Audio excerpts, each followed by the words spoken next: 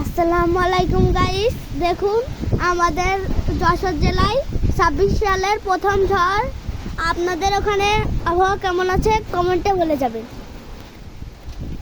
আল্লাহ হাফেজ। কোন জেলায় কি অবস্থা সবাই জানাবেন প্লিজ।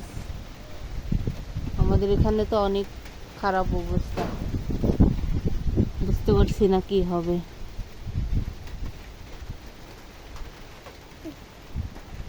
অনেক ভয় লাগতেছে।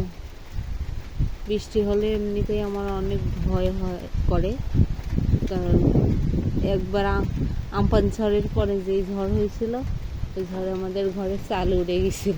ওই সময় থেকে আমার অনেক ভয় লাগে আকাশে মেঘ দেখলেই। মোবাইলে অনেকটা বোঝা যাচ্ছে না, কিন্তু এমনিতে অনেক ঝড় হচ্ছে। ভয় লাগছে। আমার ভাঙা ঘর এমনিতেই কি হয় না জানি, কখন কি হয়ে যায় বলা যাচ্ছে না। আমার তো খুব ভয় করছে। এবার কিন্তু আমের মুকুল প্রচুর পরিমাণে বের হয়েছে।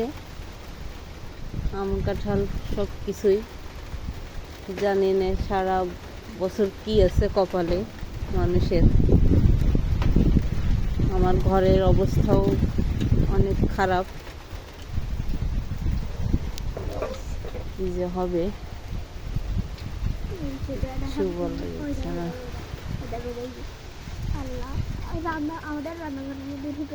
কুকুরের বাচ্চাটা কেন এই তলে ঢুকতে পারছে না, অন্য সময় থাকে, এখন আর থাকছে না।